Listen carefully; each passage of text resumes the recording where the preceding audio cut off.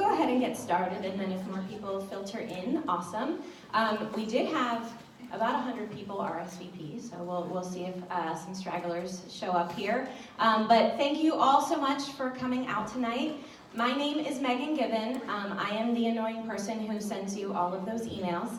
I am the executive director of Give Local York, and this is my job all year round to make this day happen and to provide you all with the resources and the tools and the support you need to be successful on Give Day, which is May 3rd.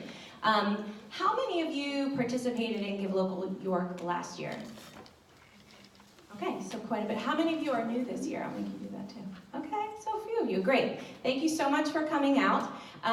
Some exciting news, a few bits of exciting news. So our goal this year is to have 300 nonprofits participate with us. Last year we had 211. As of my last checking, we have 276 organizations registered. And the deadline for registration is April 1st, so there is still some time for those other organizations to sign on board. Another really exciting bit of exciting news is that we just had a presenting sponsor come on board for the event yesterday, and that's Giant Food Stores. So we're really excited about that and pursuing with them to figure out how they can really support the event and help us grow it. So that was huge news, very exciting for us. I know you are all wondering, I've been getting questions about the stretch pool and the prizes.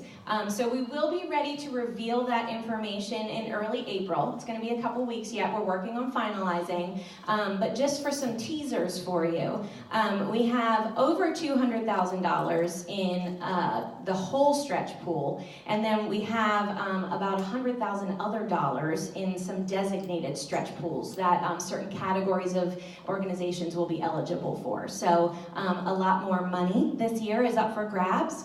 And then the prizes as well. We have lots of fun prizes coming on board. We're still working on some of those. At this point, I can share that we do have more than $20,000 worth of prizes this year. So we will get that information to you. Thank you. Yeah, we're excited about that. So we will get that information to you in a few weeks so that you can start strategizing and picking which prizes you really want to go after.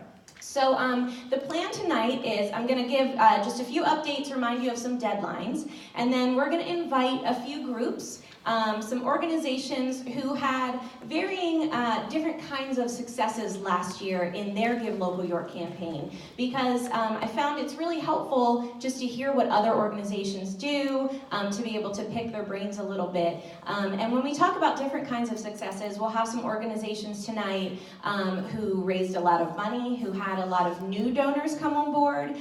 We had some organizations who really saw this as an opportunity to really galvanize their team and build morale between their volunteers and their staff. We'll hear from some organizations who work together to plan sort of community-wide activities for their Give Day approach.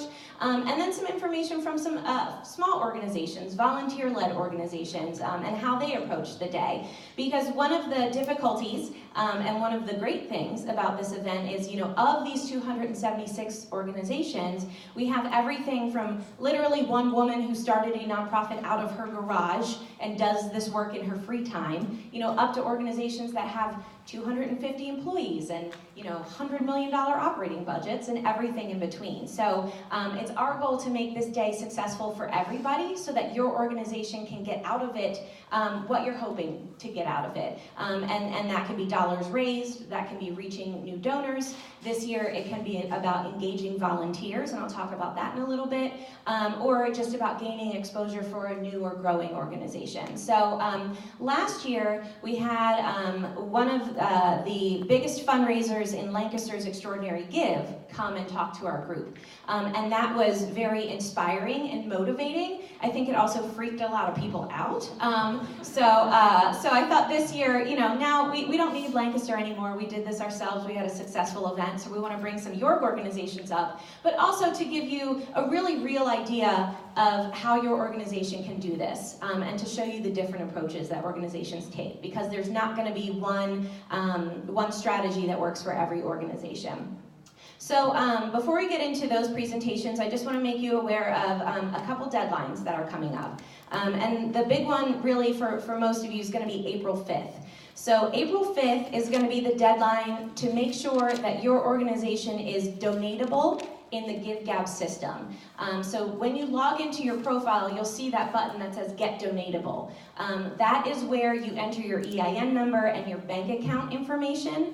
And that's going to be extra important this year because we were able to work out a partnership with the York County Community Foundation so that donor-advised fund holders at the foundation will be able to use those donor-advised funds to make gifts that are eligible for your Give Day campaigns. So the way that that's going to work is once we have the full list of donatable organizations, we're going to share that with the Community Foundation. They're going to send out a special link to their fund holders so that they can access a secret giving portal before Give Day exists, and they'll be able to choose from the list of all of the organizations that are donatable and apply some of their funds from their donor-advised funds to be able to count towards your Give Day campaign. So you really want to make sure that you are eligible to receive those donations. I'll share that a Give Day in Louisville, which is actually headed up, the Louisville Community Foundation heads that event up,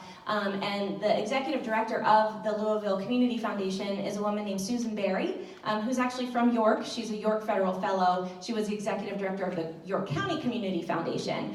So she shared with us that they were the first Give Day to use this donor-advised fund system this past September.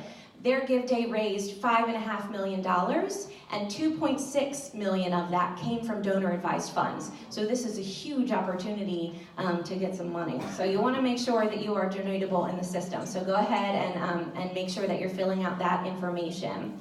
The other thing that you're going to want to do by April 5th is that's going to be the deadline to submit your events to us, the activities that you're going to be doing on Give Day using the York 365 system.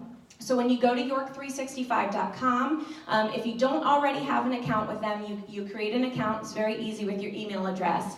And you're going to add in your event. You want to make sure to select Give Local York as the category because we have a filter on our site that will then pull in all of those Give Local York events from York 365 into the Give Local York calendar, and that's what I'll be using to create the printed program that we're putting together that will show everybody what's going on that day. So that does put a little bit of pressure on you to figure out what you're doing for May 3rd, and then submit that info to us by April 5th. The other good thing about York 365 is that that is a community-wide calendar, and that is shared out to, bless you, that's shared out to the Flip Side, to Downtown Inc. There are lots of other media sources and organizations that use that calendar. So once your event is in York 365, not only is it on the Give Local page, but it's all these other places around the county. Did you have a question?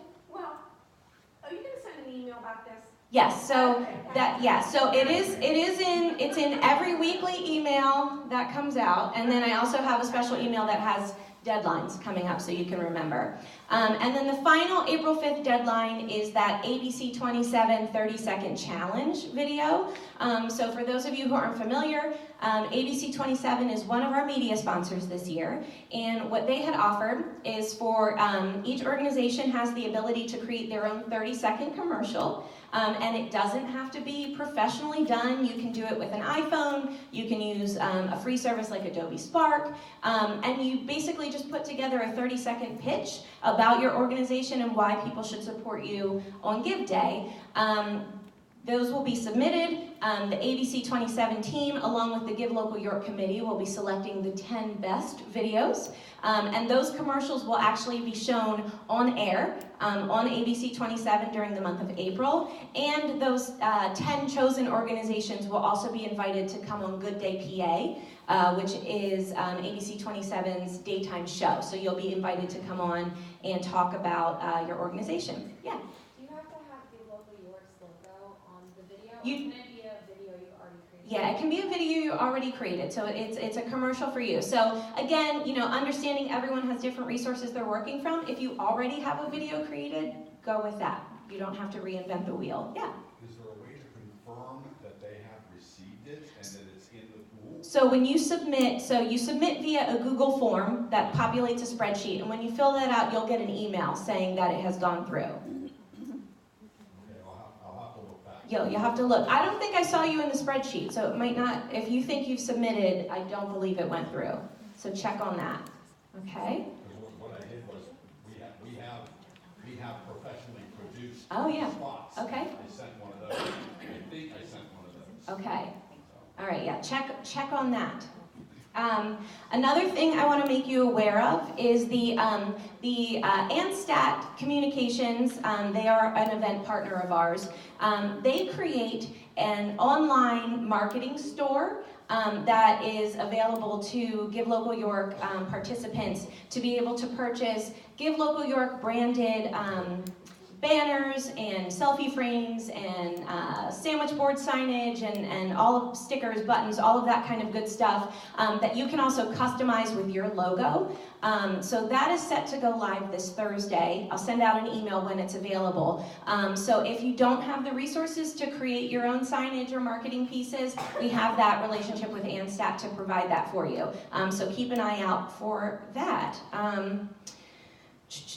So those are really sort of the big upcoming things that I wanted to tell you about. I hope you were all able to, that you've been checking out the nonprofit toolkit, the trainings and webinars that have been offered to you. I know I've been getting questions about how peer-to-peer fundraising works or how to engage fundraising champions.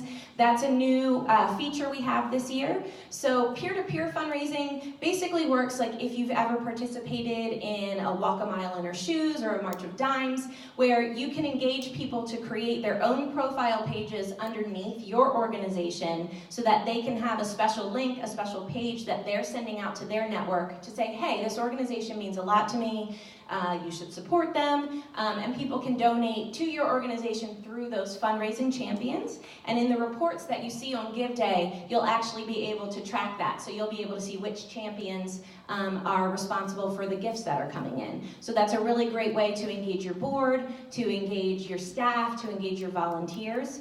Another way that you can use the peer-to-peer, the fundraising champions, is if you have specific programs or departments under your organization that you want to spotlight, you can create fundraising champion pages for those departments so that they have a dedicated link and they're out there promoting for themselves specifically, but then the monies come back to the organization itself. I did have a conversation with a few of you who have lots of different departments and things going on. For some of you, it might make sense to create separate profiles, wholly separate profiles for those organizations. And if you think that applies to you, reach out to me because I'll give you some information on how you do that and give you a special code so that you don't have to pay the registration fee for each one of those that you would be submitting. So reach out to me if you have questions about that. And then the volunteer piece, I did send an email last week. The system this year has the ability for all organizations to create volunteer roles that you're looking to fill, and those don't specifically have to be for Give Day. Those can be roles that you're looking to fill all year long, and we're going to be tracking those this year. So on the website now, where you see this sort of countdown, that's going to be replaced on Give Day with a running total of the funds that we're raising, but it's also going to include the number of new volunteers that are signed up. So I would love to see that be a big number and not have it be like, we raised $3 million and we have 3 new volunteers. So I encourage you all to go in and create some volunteer roles and find ways that you can engage folks in other ways on Give Day. And I'll add that new piece really came out of the time I spent this summer meeting with many of you one-on-one and really trying to get to understand your organizations and some of your obstacles and your challenges. And of course, we all need money, right? But a lot of us also really need volunteers to be able to fulfill our mission. So we wanted to be able to use this Give Day platform in different ways, again, to help make organizations successful and to help them meet whatever goals they're trying to fulfill. So that volunteer piece, you can do that again through your GiveGab profile in the back end, and there is a little bit of a webinar. I did a mini one myself and shared that video out. So what we're going to do now is we're going to head into the organizations giving their little spiels. And then after they have gone, we'll open it up for questions, so you can just sort of throw them at me. And give yourselves time to mingle and meet each other. We heard that one of the real takeaways last year from Give Day was just the ability to meet each other and get to know organizations who are doing work here in York.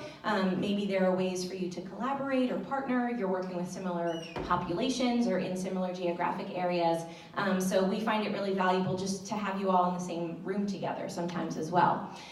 So the first organization that I would love to bring up to the stage today is Reid Menzer Memorial Skate Park. And to talk a little bit about that is Mr. Reid Menzer. Good evening, everyone.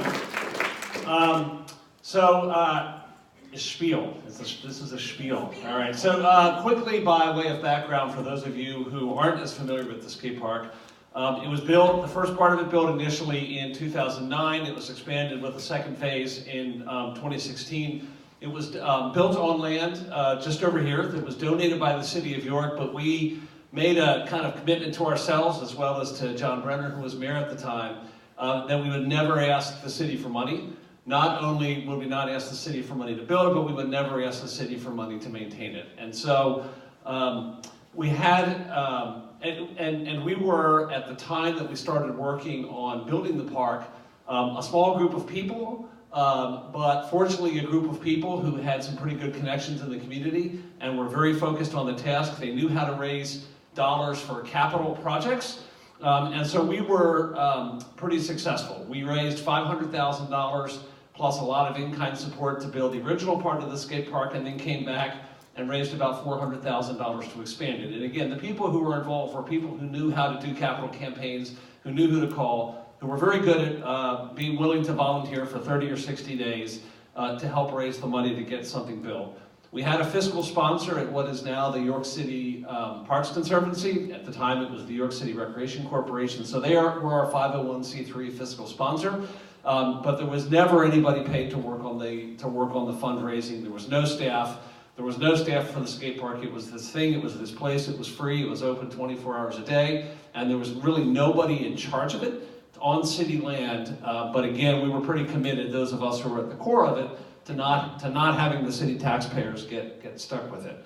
Obviously, once a park like that is built, it requires maintenance, various small improvements over time, that sort of thing. And we never were really set up to have any kind of ongoing fundraising effort. Again, the people who were involved in sort of the couple of the construction and expansion efforts, these people didn't really have any interest in skateboarding. They were responding to what they were convinced was a need in the community. They were willing to help, but they weren't going to come to meetings. They weren't going to go and see what was happening there. And they certainly weren't going to raise $1,000 and $3,000 and $5,000 and $10,000 at a time to do the little things that were needed. The main people who were very active and stayed involved in having events and that sort of thing were people who had no idea how to raise money. 14-year-old kids riding skateboards. People who have never been involved in any kind of charitable effort before. Parents who were happy that their kids had a place to skate, but even if they were willing to help, who were they supposed to tell that they were willing to help? There was no one for them to tell. We had a website, but there was no interactivity to it. It just gave the basic facts. There's no entry fee, there's no newsletter, there's no membership list. So it was really hard, and we kind of were scraping along. And essentially, I would go and ask somebody for a favor for a couple $1,000s when we needed to do something, and some very generous people stepped up. But that's not a very sustainable thing. So as it turns out, for an organization like ours, this is exactly one of the things that an organization like a Give Day is designed for. Now, I'll admit, when Megan was talking to me last year about starting this thing called Give Local York, I said, yeah, we'll participate, because I felt sorry for her. And I sort of felt like we should go on our website and sign up to be a participating organization, because she was trying to get the critical mass that you need to do this sort of thing. But I was totally, absolutely shocked at the results that we got for what I thought last year was a pretty minimal effort. Give Local York really did three things for us, and then I'll talk about how we actually acted on this.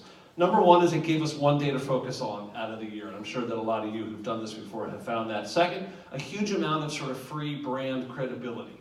So if you look at the organizations that are supporting Give Local York and all of you involved as other not-for-profit organizations, right? So there's this brand credibility that you don't have to sort of explain the whole, like we're this legitimate 501c3, but it's this thing called the City Parks Conservancy, and there's really no staff. So it overcame all of those issues. And then third, just the payment mechanics, right? So we had a website, but there's no PayPal accounts. Again, we have no paid staff. It's just a bunch of volunteers doing this on the side. So just that whole, we barely have a checkbook. So just that whole payment mechanism. So we went from doing it because I felt sorry for Megan to raising $10,000 last year. Yeah, that's pretty good. That's about 10 times more than we've ever raised for sort of the ongoing boring things like repairing cracks and replacing light bulbs and cleaning graffiti. So what did we do to do that? There's a couple of things. The first thing we did is we did establish a match. And we put that out there, and for a lot of like the skater community for whom $50 is a lot of money, knowing that there was like, I think it was $1,000, we got a couple people to essentially make an advance commitment. But by being able to say, hey, there's this match available, if we can raise this money, if you're the kind of person who's for whom $50 is a lot of money, knowing that there's this $1,000 match, if we can come up with $1,000, that's kind of a big deal. So I'm a big favor of establishing matches as a way to motivate people to get on board. We're also fortunate because one of our kind of loose committee members is, she's sort of the skater mom of the group, and she's been with us since day one, Brenda Welty. And Brenda's like totally wired into the skater and skateboard community, which I am not. But Brenda was really the one who was who was able to use this one day to go to these skaters and say, well, I know you don't have a lot of money, but where do you get your hair cut? Where do you buy sodas? What are all these local businesses that you patronize, the skate shops for sure? And Brenda was able to round up like 10 businesses who agreed to give, $3 out of every haircut this week, or 50 cents for every soda that's purchased. And it all seems like these very small amounts, but it got these skaters involved. She made them be the ones to go out and ask. So in a lot of cases, this is 15, 17, 19-year-old folks who've never been involved in fundraising before, going out and asking these businesses they patronize to do a little something. And what it really did is it got them all, I don't know even really how much money that piece raised, because what those businesses then did is just went online on Give Day and essentially made a contribution on the honor system to the fund. But it gave all of these individuals something to do. Go out and ask the person where you get a haircut if they'll give $3 for every haircut in the week before we give day. So that was really great. We definitely used a lot of social media. So a lot of this market for this giving is skaters and their parents. They're all on social media. A bunch of them made YouTube videos. Making videos for skating is a big deal. They're all always making these videos of each other over there.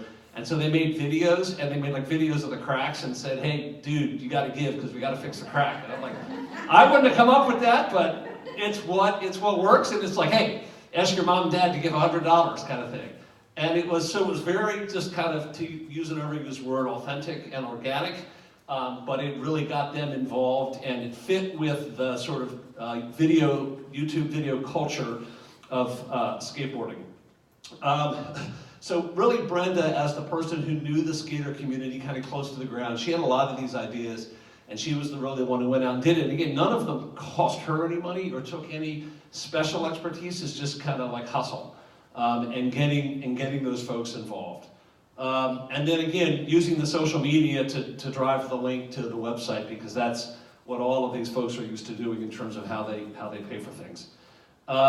Brenda also very cleverly coordinated a bunch of donations to all hit in 1 hour, so we won one of the hourly prizes. So that added to our total. That was great. Is that okay? Okay, good. So she was pretty clever with that, and she basically waited until I think a time that she thought would be one of the lower giving times, like as people were driving home for work or whatever, and she coordinated it all to hit in that hour. So I think we got an extra $1,000 from doing that. So kudos to Brenda.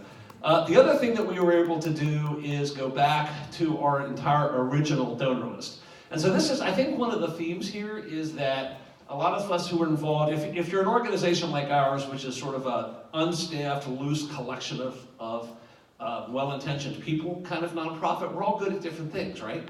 And so I wasn't going to go out to the skate park and have any credibility talking to these skaters, asking them to get someone to donate $5 per haircut, but we could sure go back to the whole original donor list and say, so now we have a reason to email you and ask, right? So rather than this coming completely randomly out of the blue, hey, reminder, May, whatever it was, is Give Local, the skate park is participating, and you know, you were incredibly generous originally, and you gave us a bunch of money to help build the park, and now we're into that maintenance phase.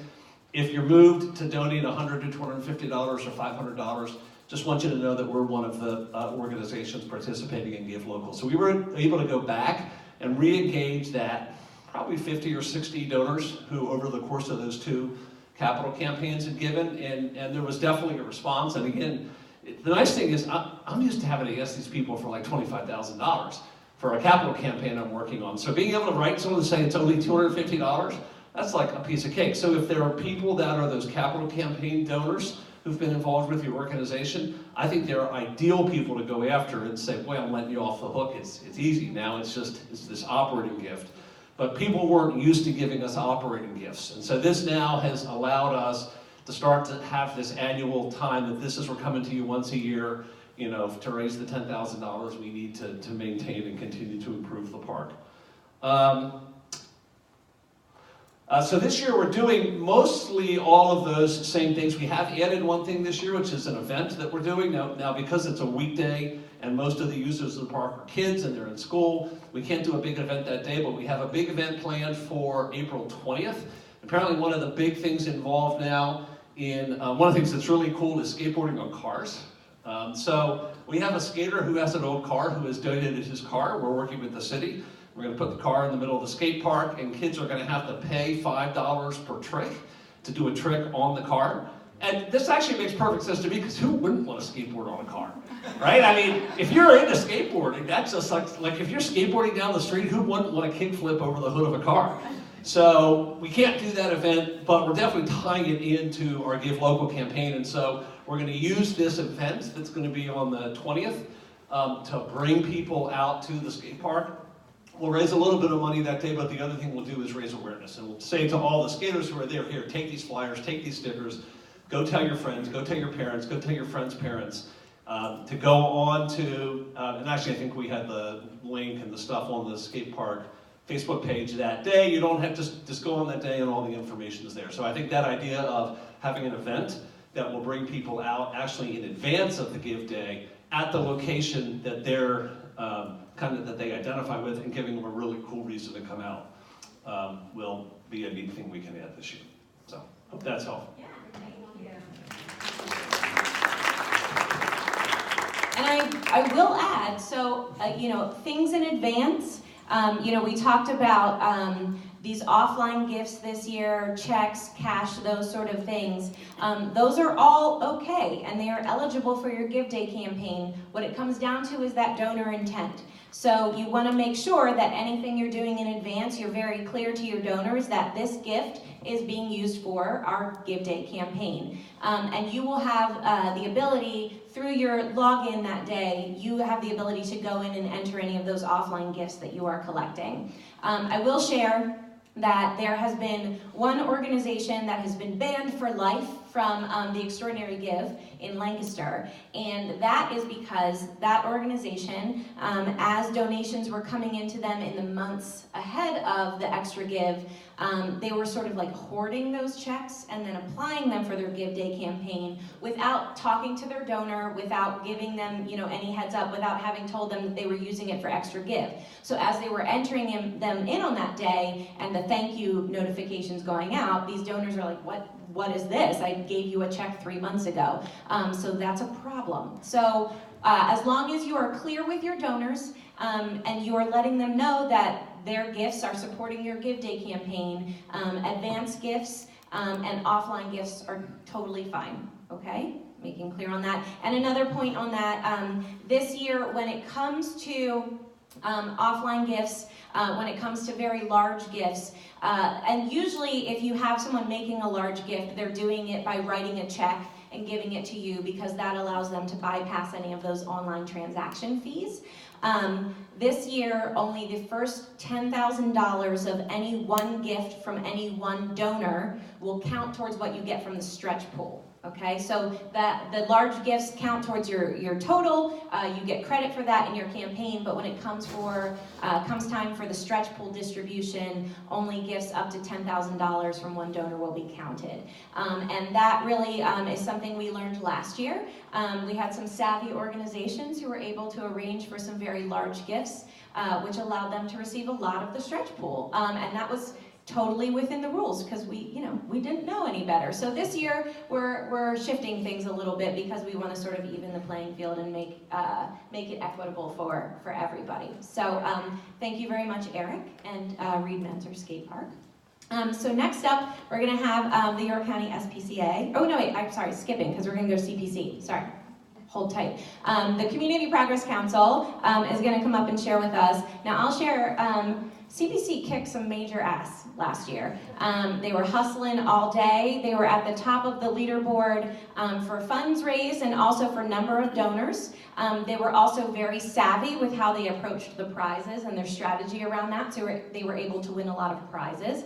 So I would get your pens ready to take some notes from these ladies because they did an amazing job. And I warned them, it's very casual, so come on up, just chat, and talk to everybody about what you did. So CPC. No pressure, right? Hi, I'm Louisa Oliva-Wolf. I'm the Family Community Engagement Manager at Community Progress Council. We offer foster grandparents, WIC, early childhood education, community centers, housing, counseling, and education, workforce development, and as a direct result of our campaign last year, self-sufficiency in York County. So what does that mean, right? We're working with people that are living in poverty to help them examine their current situation and find a better way so that they can be living free of government assistance. The way that we did that was hugely related to Give Local York. And that's because all of those funding streams that I mentioned earlier, those early childhood education, Head Start, Pre-K, are tied into lots of red tape. And I see a lot of people from 501c3s here, and you know that there's lots of red tape. So this unrestricted funding that we were able to get through our campaign was so important to our mission, because that's our mission, is to help people get rid of poverty in York County. So we're really grateful for that opportunity. So we raised $32,168. This year, our goal is $50,000. So we're really, really looking forward to meeting that goal, because it's gonna happen. So some tips. Megan mentioned earlier galvanizing the community and galvanizing your employees, and I think that's really important. One thing that we did, mostly because I'm loud and I like to be in everybody's face, is create an event, right? We wanted to be out there in the community. So we decided, you know what? People like to do karaoke. Let's do karaoke. And we weren't really sure how it was gonna go. We were able to connect with somebody local who donated their time, so we didn't have to pay for that, which was awesome. And then challenged agencies. We said, hey, we're here, we can sing, we can dance, you come and challenge us. So we had some really fun events. Megan was actually a part of it, and she sang across from the mayor. So we had some setup battles. We're doing that again this year, which we're really excited about, and we invite all of you guys to participate. So if you have a staff member who is a good singer, a good dancer, invite them to do karaoke. Megan sent that out in one of her weekly communications, so just a quick shout for that. Something that was really important to our organization is our reach. So we encouraged all of our employees to participate in this and shared how important it was. And a lot of our employees really live our mission, and they live, breathe CPC, right? So we wanted to connect to that. We wanted to connect to the teachers that are in the classroom and the people that are helping folks get out of poverty. So we asked them to reach out to their network. But we didn't just say, reach out to your network and not give them the instructions for how to do that. So we sat everyone together, we provided training on how to make an ask. That's a difficult thing, to ask for money. I think he mentioned it earlier, if you're not used to that, that's uncomfortable. Hey, can I have $10? Like, that's not really something that you're used to doing. So we were able to provide that to our employees, and I think that really helped get us a really good foundation to our reach. So just a little bit more of statistics. We had 20 states represented in our donor pool. We had 388 individual donors, and those are all people who are exposed to a Community Progress Council now and understand our mission, understand what we're all about. So the 32 grand is great, but those 388 people who now understand what we do and why we're here is awesome, and I think I would argue even more important than money. I would also say accountability and flexibility. Like, we had no idea what we were doing.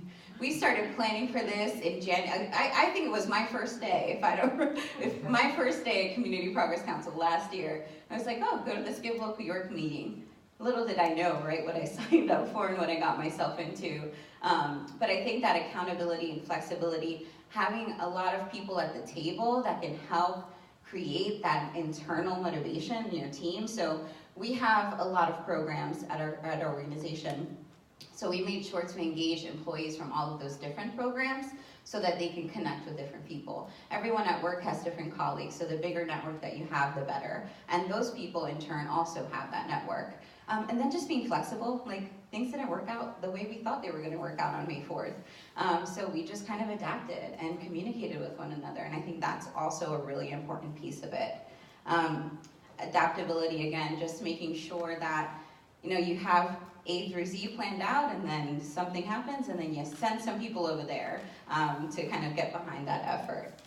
Having fun is a big deal. Having fun on that day is a big deal. That connection, of course, karaoke made it fun, but also just that rapport that you were able to have with each other. And we were out in troves, I would say, like a sea of orange was in York City. And I think that everybody really enjoyed each other and had a lot of fun. And there was so much camaraderie that happened out of that event.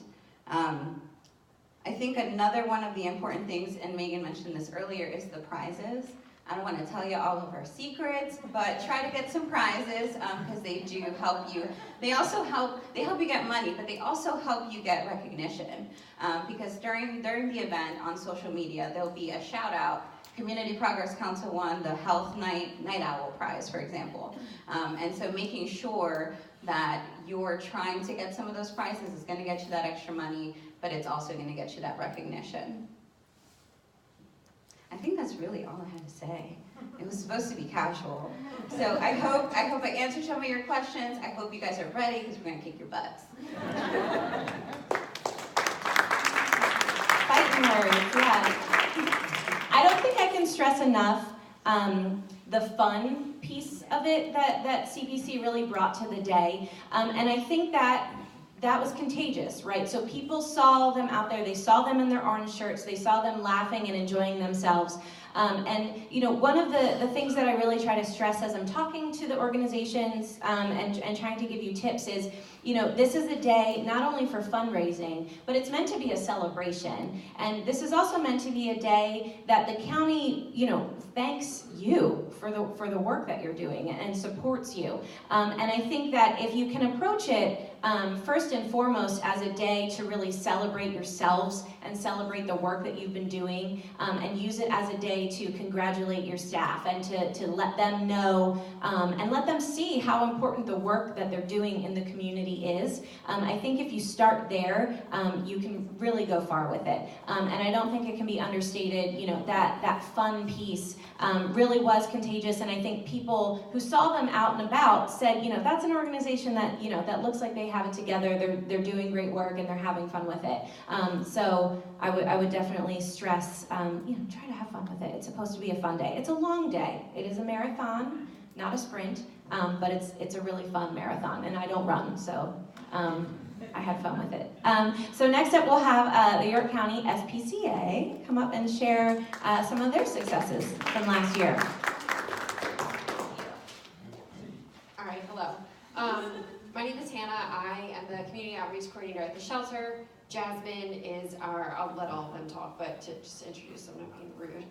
She's our spay-neuter clinic supervisor, and Shannon is one of our supervisors at our front desk. So all three of us are very different areas at the shelter. I am kind of behind the scenes, pushing for donors and events and marketing. Jasmine is running it in the clinic, which operates 5 days a week, and Shannon is constantly dealing with the income of customers and the animals. So when we left today, there was a line out the door, but we were like, see ya, good luck, bye. But all of us, so my point being is that our core group here from last year's Give Day came together in a way that our staff had never been together before. So the clinic and the shelter side have been in the past two separate, different functions. The clinic staff does their own thing or did their own thing. Shelter staff does their own thing. We don't really interact, you know, it's kind of very separate. But well, no, I'm trying to think like when we started planning, like April, like that was the end of that. So since then, well, Jasmine and her girls have been probably the most involved from a staff perspective on Give Day, and since then we've done fundraisers together as a group at the shelter. We now all go out to dinner together, staff and shelter side, or I'm sorry, clinic and shelter side. So we are all one organization now. And Shannon, I'll let you talk about your involvement, however. But no, I mean, just the fun part of all being together and working on one common goal. We're doing our Facebook, all the staff, you know, update your profile picture with the Give Local logo on your profile, tell your family about it, share it on Facebook, doing pictures together as a staff, like hourly updates, just like overall engagement, t-shirts. We had a theme, we had a donut theme, which was a lot of fun. Last year, during like this of last year, they pushed to have like a theme or some type of, like a flat Stanley. That's what I kept thinking of. Do you know what flat Stanley is? Okay. But so like an object. So we did donuts because then we did like a hashtag like donut shop adopt. Get it? Like don't shop adopt because we're a shelter. So that like stuck. Then we were eating donuts. We were selling donuts. We had like donut inflatable inner tubes. Like it was just the most fun. I thought so anyway. I think everybody liked it. But this year we have another theme in mind, and just the feeling of Give Day and the feeling that it brought the staff, and when you think back on who was involved, which was everybody, but even our Donna, who's been there for 40 years, so she's like matriarch of the shelter, right? But she stays in the office on her computer, you know, doesn't really make a lot of waves, but like all day she was on that board, the leaderboard, like counting down, like, oh, we're up to 15,000 or whatever. So just every staff member is involved in one way or another, and it's the most fun, truly. All right, Jen. Hi, again, Jasmine Holness. I'm running the surgical center. On an average, we do about 30 plus surgeries Monday through Friday, and that's per day. We're very busy over there, but again, last year the whole entire team did come together. We hosted a lot of stuff as far as fundraiser-wise, and we advertised a lot, and we had our rabies microchip clinics that we had pulled everybody together to do, and we had volunteers coming in, even family coming in just to help and kind of spread the word. And everybody was there the day of Give Local, even though they weren't employees. We had so much staff there. It was really successful. We had our kissing booths out with our dogs, kissable. So we had pit bulls out, and we had them getting kisses to people for $1 each, and it was really nice and it was really fun. So we're hoping that we can do that and then some this year and just make it really successful again. But we're really excited. Hi, I'm Shannon. I am one of the supervisors up at the front desk. I do more like adoptions and signing in the stray animals and stuff like that. So I honestly never had any idea what these two did ever until Give Local, when we kind of, were together trying to figure out all of our stuff together as a team. And that was just really cool to kind of figure out how we can all work together on like one end goal. And work with people that I rarely even ever talked to throughout the day. And now, like she said, we go to dinners together and we have fun together, and I think that helped everybody come together for just one goal, which was really, really cool. And they pretty much covered everything else. All right, so board engagement. Again, we as staff never really, and I even as a fundraising person, never really thought to speak to our board. So I remember one of or probably a few of the webinars were about like board engagement. Oh, it's the board, I can't, but I did. And they were all about it, and like your board, they are people too, and they have connections, and they have dollars. So like mostly every hour we had something planned. So one of our board members hooked us up at a coffee shop downtown, so we took puppies downtown for coffee in the morning.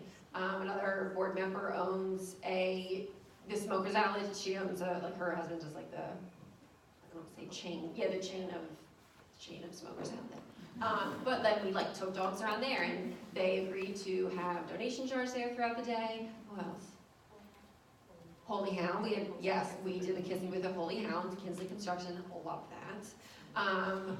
What else? Oh, the First Capital Federal Credit Union. We took dogs there. So pretty much anybody would do anything for dogs, but also board engagement. Like, I know this is probably stuff you're like, duh. Like as an org, you should know this stuff, but we didn't, and now we do, and we feel like rock stars. And we hope you do too. That was a poem. Did you hear that? Write that down. We raised $17,000. Wow. Yeah.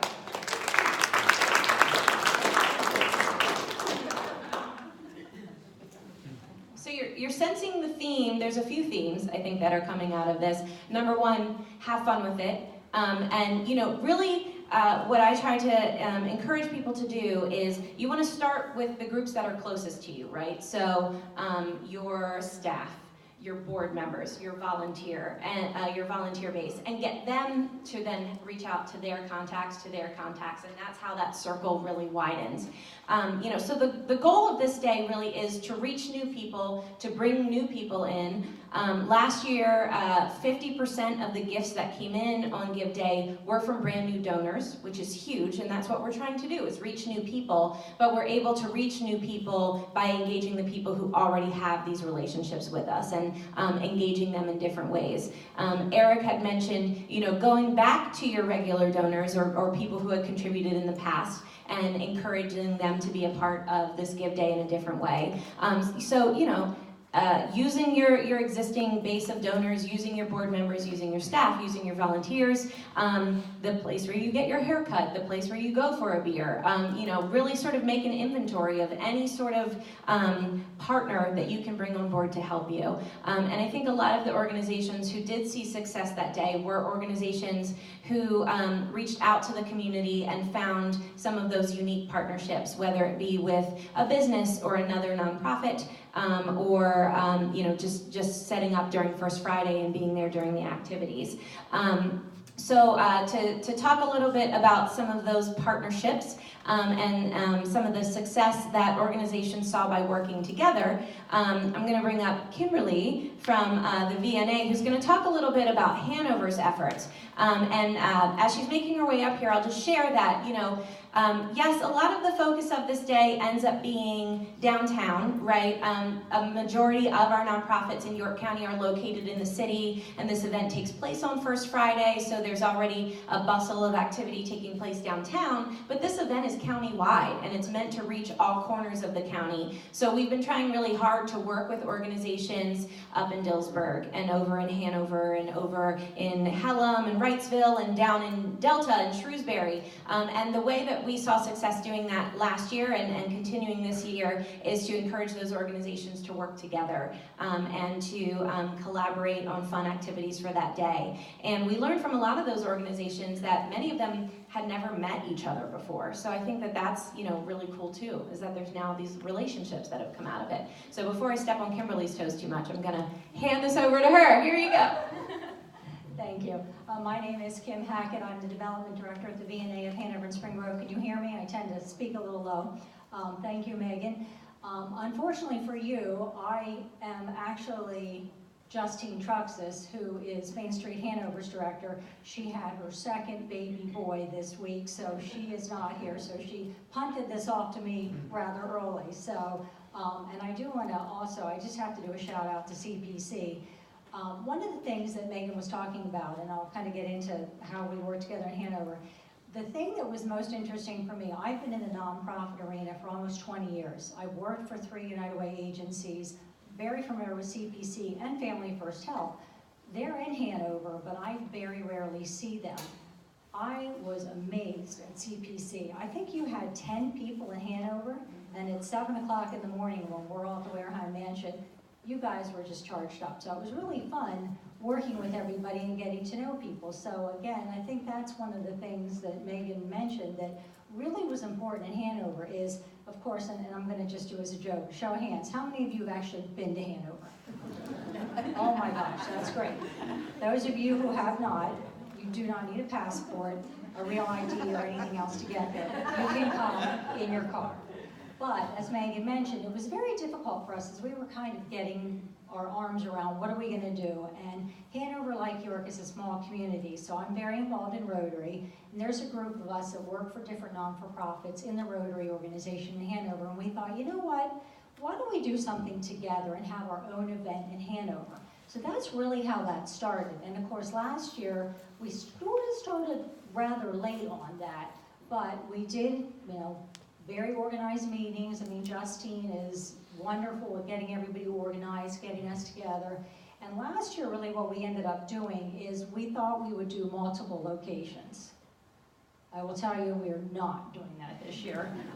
We thought it was a nice idea, so we started at the Wareheim Mansion with mimosas and an unbelievable spread. They are doing that again this year, so we said, you can have your location, we'll come and drink your alcohol. So we started there. Then we went to the library. We ended up at a couple other organizations, and we just found that although that was what we thought a good strategy, it didn't work out as well because I think it was too fragmented for people in the community, even though we were picking locations that we thought people would be at. So, the good thing is what came out of that was we realized we could all work together well. It was organized nicely. We knew we needed to start sooner. And the other nice thing is the collaboration, I think, and just the way the group worked together. We're all standing at Miss Creation for our wrap-up, and we're looking at each other, and we're like, not again.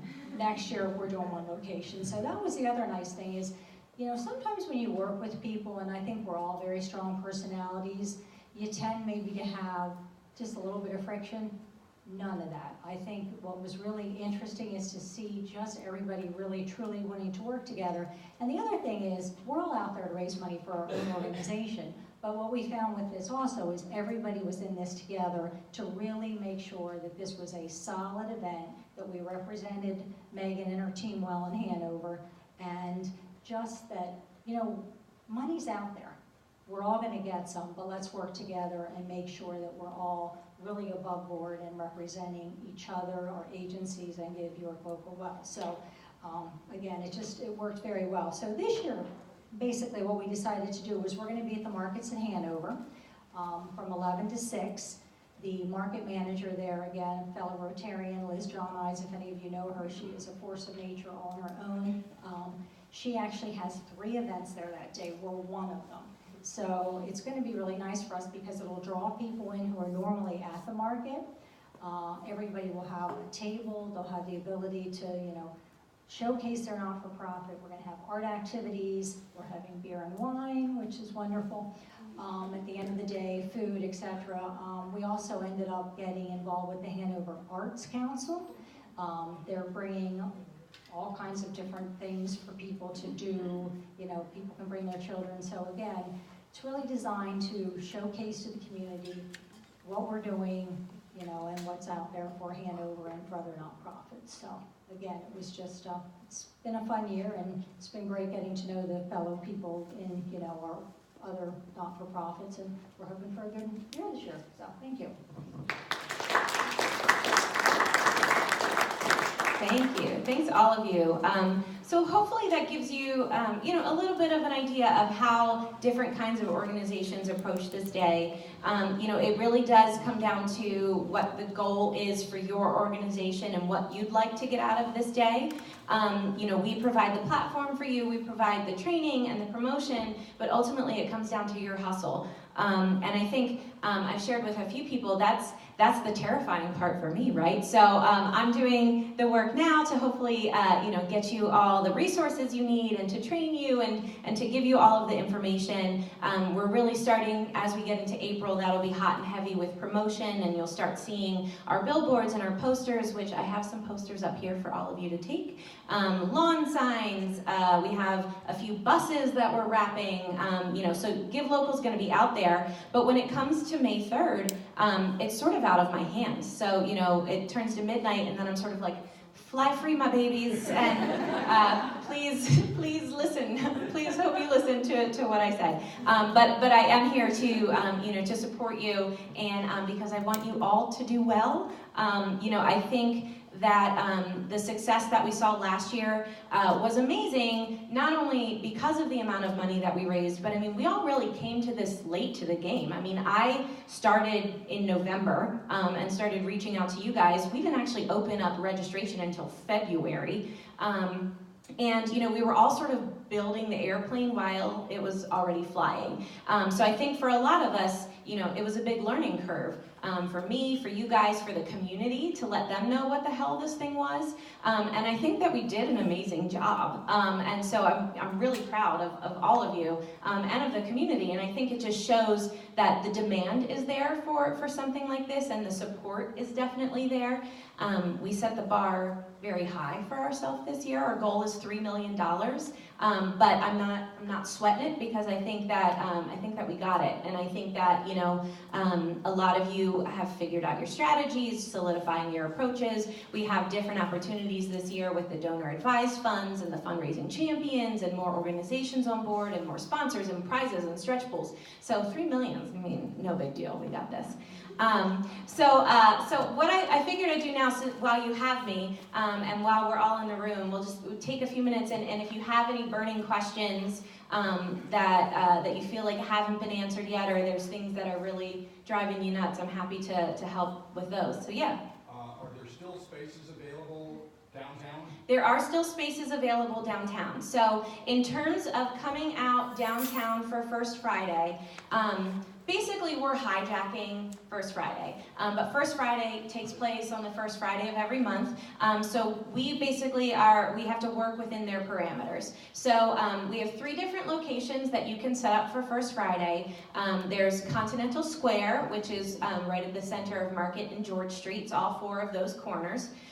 Continental Square is managed by Downtown Inc. So in the weekly emails that I sent out to you, and then also on the events page on the website, there's information on how to request a spot on Continental Square.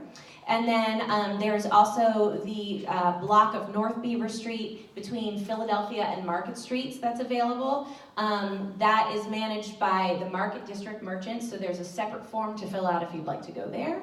And then there's also the block of South Beaver Street between Market Street and King Street that is managed by another merchant, so there's a separate form to fill out for that. So we're working within those parameters, but there are still spots available. I will say North Beaver Street tends to be where most people want to be, because historically that was sort of the only block that was open during First Friday. But as First Fridays have grown over the past few years, there's definitely more traffic in the square and on South Beaver Street. South Beaver Street's also awesome because you're bookended by 2 breweries.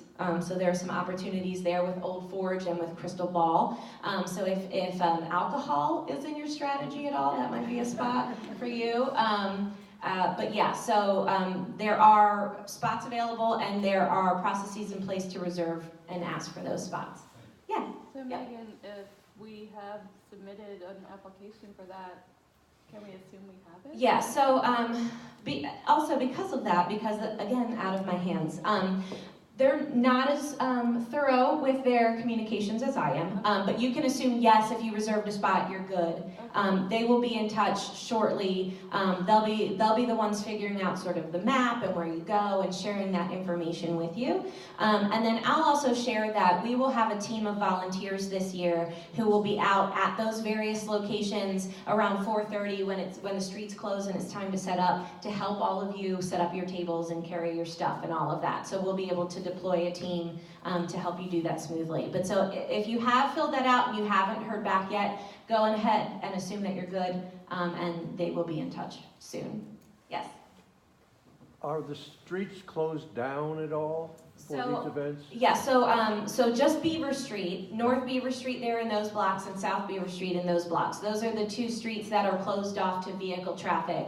Okay. The square is not closed, but they have those very large quadrants of sidewalks, so there's a lot of space available to set up there. What I'll also share is that if you have a relationship with any business or property owner downtown or in the city, they technically have control of the sidewalk space right in front of their business. So if you are working directly with a business downtown, you have the ability to set up right there outside without going through that process. The process to be on Beaver Street, north or south, actually puts you in the middle of the street, not on the sidewalk.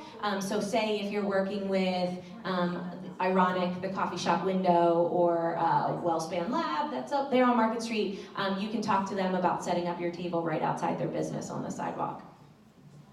Is there anything going on during the day? So during the day, there's nothing sort of official going on. Total event-wise. What we found last year was, it's a Friday, so people are still working, although what we learned is most people are watching that leaderboard and watching on social media, so they're not actually getting much done. Some organizations last year did try to plan some activities during the day. I think the organizations that found the most success with that were ones who worked directly with businesses, so they went out there, like during the breakfast hour at a coffee shop or a donut shop, or over the lunch hour and partnered with a restaurant over lunch. Some organizations also had like open houses. I know that the various Y locations had open houses and invited people in. So there's nothing like total event-wise that's going on during the day. It's really sort of either self-hosted or partnering with a business and doing something there. So you have no trouble with me bringing an antique fire truck up Market Street and up George Street every hour? Just driving it around? Every hour with a banner on it that says Give Local York. Nope. I already got the banner made. Yeah. And the fire truck ready. Yeah. When I went downtown, and I hope you're running the May 3rd. Yes. Well, when I tried to get April 5th, and the lady says, now you have a 10 by 10 space on Beaver Street. I said, I can't park a fire truck in a 10 by 10 space. Yeah. But she's gonna leave me put a fire truck on Beaver. Well, so what you could do, if you're trying to park it, is you could take the place of the barricades that they on the street, so you can park sort of perpendicularly. But yeah, if you're just driving around, and as long as you're not double parked or slowing people, I mean, go for it. Yeah. I say that sounds fantastic. Yeah. Yes. Can you explain briefly what you meant by the stretch pool distribution? Yes. So the stretch pool, the way that the stretch pool works is we fundraise in advance to build this pool of dollars that will be more than $200,000 at the end of the day. And the way that works is, at the end of the day, when we hit our grand total, which will be at least $3 million, whatever percentage of that grand total your organization was responsible for bringing in, that is the percentage of the stretch pool that you'll get added on top of what you raised. So I'm not great at math, but so last year, for some easy math, our stretch pool was $100,000. And we raised $1.478 million. Our top fundraising organization brought in just about 10% of that. 10% of that total. So they got an extra $10,000. They got 10% of the stretch pool added on top of what they raised. So that is how the stretch pool is distributed. So again, with that caveat this year that only the first $10,000 of any one gift from any one donor will count towards what you get from the stretch pool. That's a percentage match for all participating organizations from the huge overall stretch pool. And then we have some of these sub-stretch pools just to complicate things more. So for example, the United Way is doing a $50,000 stretch pool for their partner agencies. So if you're a United Way partner agency, you have the ability to get dibs at splitting that $50,000 stretch pool. The Cultural Alliance is doing a $25,000 stretch pool for arts-based organizations. The Wareheim Foundation, I haven't gotten official details yet, but they have some funding, I believe, for Hanover-based organizations. And then we also brought on board PNC, who's going to be doing a $10,000 stretch pool for early childhood education organizations.